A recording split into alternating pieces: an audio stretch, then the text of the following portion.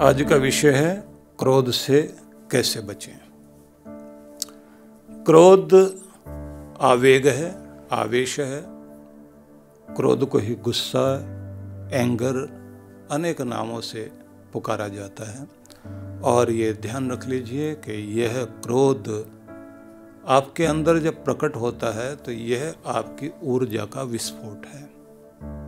आपके अंदर की ऊर्जा बाहर विस्फोट करके उस समय प्रकट होती है जब कोई आपके साथ अन्याय करता है, आपको बिना मतलब के दबाता है, आपका मान भंग करता है, आपके हित पर कोई चोट पहुंचाता है, आपके लाभ को कोई नुकसान पहुंचाने की चेष्टा करता है, आपका अहित करने वाला कोई भी व्यक्ति है। उस सब को देखने के बाद आपके अंदर जो उस समय ऊर्जा एक जगह विस्फोट करने के लिए तत्पर हो जाती है वह क्रोध है। और यह प्रत्येक व्यक्ति के अंदर किसी न किसी रूप में मौजूद जरूर होती है। यह ऊर्जा बचपन से लेकर के बुढ़ापे तक व्यक्ति की जिंदगी में क्रोध तो चलता है। लेकिन ये बात जरूर ध्यान रख लीजिए कि क्रोध सही समय पर, सही मात्रा पर, सही दिशा में, सही परिस्थिति में अगर करना आ जाए तो क्रोध जो है वो आपको बहुत लाभ देता है। लेकिन ग्रंथों में ऐसा कहा गया है, क्रोध हो वही वैवस्वतो राजा।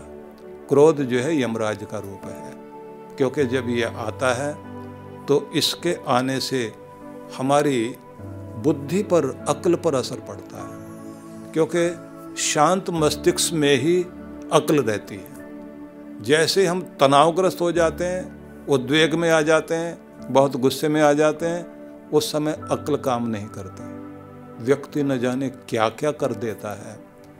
क्रोध जैसे प्रकट होता है तो ये ध्यान रख लीजिए कि सबसे पहले इसकी चिंगारी कान के पास से शुरू होती है और ये चलते चलते चलते चलते आपके माथे पर आती है। माथा गर्म होने लग जाता है और आज्ञा चक्र वाले भाग से आते हुए आईब्रो के ऊपर यह अपना काम करने लग जाती है। और यहाँ से आते आते क्रोध की यह चिंगारी, यह प्रभाव आपकी आंखों पर आती है, आंखें लाल होने लग जाती है। यहाँ तक आते आते अगर व्यक्ति अपने क्रोध को संभाल ले तो बहुत अच्छा है, नहीं तो फिर ये नाक पर आती है।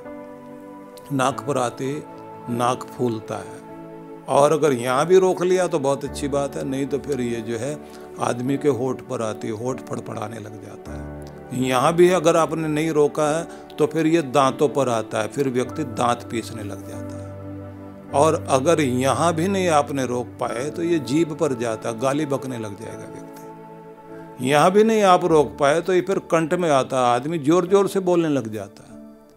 अगर यहाँ पर भी आपने नियंत्रण नहीं पाया तो ये आपके कंधों पर आता, आदमी की भुजाओं पर आ जाएगा, बाहें चढ़ा के खड़ा हो जाएगा, हिंसा करने के लिए तत्पर हो जाएगा। और यहाँ भी अगर नहीं रोक पाए तो पूरे शरीर में जाने के साथ में ये आपके पांव तक फैल जाता है, आदमी लात घूंसे चलाने के लिए तत्पर हो जाता है। क्रोध की पहली चिंगारी जैसे ही आए उसी समय अगर इस पर काम कर लिया जाए तो ये बात ध्यान रख लीजिए कि उस समय हम इससे बच जाते हैं। निवेदन ये भी है कि क्रोध जब भी आता है तो ये अपने से कमज़ोर पर जरूर आता है। अपने से शक्तिशाली को देख करके गुस्सा अंदर रहता जरूर है, लेकिन हम प्रकट नहीं कर पाते। इतनी समझदारी तो गुस्सा भी रखता है, उसे भी पता है कि कहाँ क्रोध करने से जो है हानि हो जाएगी और कहाँ बोलने से ज़्यादा नुकसान हो जाएगा। लेकिन यदि उस समय ज़्यादा पागल होकर के किसी व्यक्ति ने कोई हरकत ज़्यादा कर दी तो ये बात ध्यान रख लीजिए कि बहुत बड़े हानि वाली स्थिति में व्यक्ति पहुंच जाता। तब भी मैं एक बात आपसे ये कहना चाहूँगा कि क्रोध की एक गलती और होती है। गुस्सा किसी पर है और निकालते में किसी के ऊपर है। गुस्सा आया है, क्रोध आया है, कोई व्यक्ति जॉब कर रहा था और उसके बॉस ने उसको डांटा और उसको बेइज्जत किया, उसका गुस्सा वो अपने से जूनियर पर निकालेगा, जूनियर अपने से और जूनियर पर निकालेगा, और आखिर में एक व्यक्ति जो अपने पियोन को, चपरासी को डांट देगा। चपरासी भी उस क्रोध को वहीं नहीं रखता, वो ले जा कर के अपने घर में अपनी पत्नी पर गुस्सा करता है। और पत्नी भी अपना गुस्सा निकालने के लिए वो ढूंढती है, वो बच्चों को डांटने लग जाती है। और बच्चे भी क्या करते हैं, वो जो जिस टॉय से, जिस खिलौने से खेल रहे थे, कोई छोटी सी बच्ची है जिस गुड़िया से खेल रही थी, उसको उठा करके दीवार पर फेंकेगी, उसकी टांग तोड़ देगी और कहेगी चलो हमने भी काम पूरा कर दिया। तो एक जगह से क्रोध चला और फैलते फैलते फैलते समाज में आगे तक जहर फैलता चला गया। किसी का क्रोध किसी पर प्रकट करना समझदारी नहीं है। ये भी बात ध्यान रख लीजिए कि क्रोध भयंकर रूप धारण तब कर लेता है जब झूठी शान दिखाने के लिए हम लोग क्रोध कर रहे होते हैं। कभी कभी उकसाने पर क्रोध में आ जाते हैं, भड़काने पर क्रोध में आ जाते हैं। आग लगाने वाले बहुत सारे लोग हैं, शकुनी और मंथरा चारों तरफ हैं।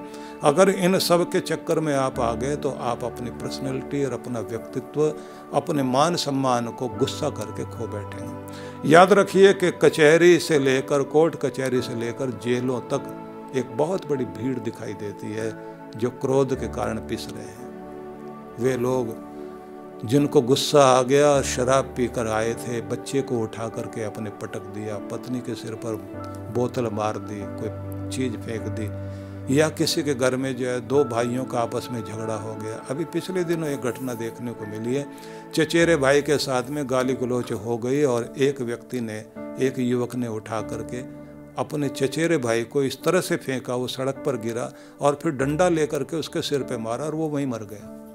और उसके बाद भी वो गुस्से में आके उसे मार रहा था। लोग चिल्ला रहे मर गया मर गया, और क्या मारेगा इसको। पुलिस लेकर के गई और वो थोड़ी देर का गुस्सा जिंदगी भर के लिए जेल की सलाखों के पीछे। परिवार के 2 चिराग खत्म हो गए सदा के लिए। एक जेल में बैठा हुआ है, एक की अर्थी उठ रही है। क्रोध कहाँ ले जाकर आपको खड़ा कर दे पता नहीं चलता। अब प्रश्न ये आएगा कि क्रोध आता है तो क्या करें।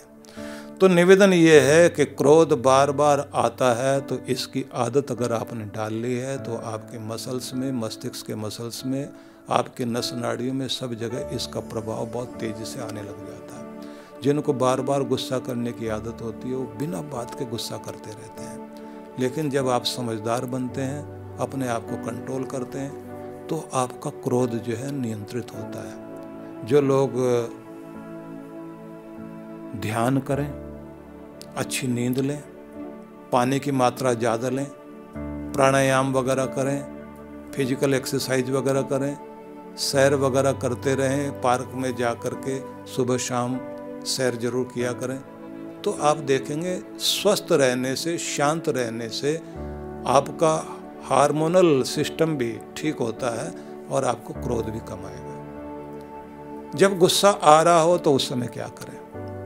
जब गुस्सा आने लगे तो उसकी जो पहली चिंगारी है, तीर छूटने से पहले उसी समय अपने आप को संभाल लेना चाहिए। पानी पी लीजिए, जगह छोड़ दीजिए। जिद उस समय ज़्यादा दिमाग में आती है। गुस्सा करते समय आदमी से जिद्दी हो जाता है। दूसरे लोग कहते हैं छोड़ो भाई साहब, किस झगड़े में पड़ रहे हो। आदमी कहता नहीं, आज तो निपट करके ही रहूँगा। तो जिद आने लग जाती है। उस समय अपने आप को उस जगह से हटा लेना चाहिए।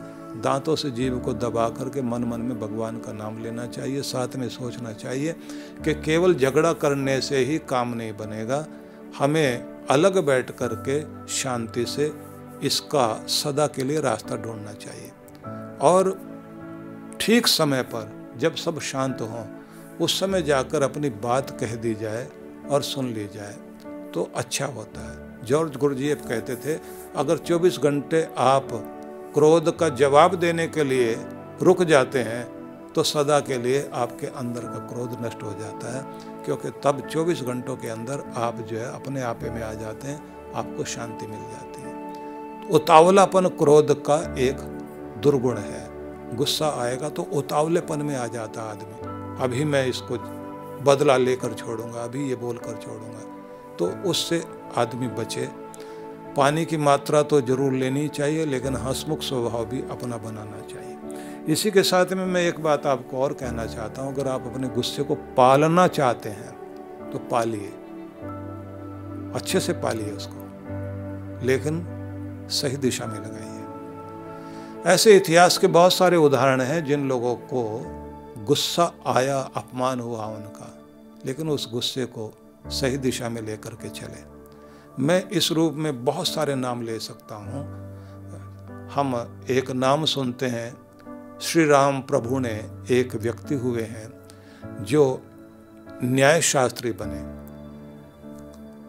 पेशवाओं का जिस समय राज था उस समय उनका वर्णन मिलता है कि किसी एक सेठ के घर में नौकरी किया करते थे। वो सुबह सुबह उनको हाथ धुलवा रहे थे तो सूरज की किरणें चमक रही थी और सेठ के कान के अंदर एक हीरा लगा हुआ था, एक आभूषण पहना हुआ था उन्होंने। उसकी चमक से हाथ धुलाते हुए उस नौकर के आंखों में वो चमक आ रही थी, तो उसने सेठ की तारीफ कर दी कि देखो आपका हीरा इतना सुंदर है कि उसकी चमक जो है मेरी आंखों को चौंधी आ रही है। और ये सुनते ही उस व्यक्ति ने लात मारी और ये कहा कि तू तो मुझे जो है मेरा हीरा छीनने के लिए हो सकता है मेरा मर्डर कर दे। अपमानित करके उसको निकाला और गुस्सा उस बच्चे को बहुत आया। उसके मन में ये आया कि मैंने बदला लेना है, लेकिन कैसे?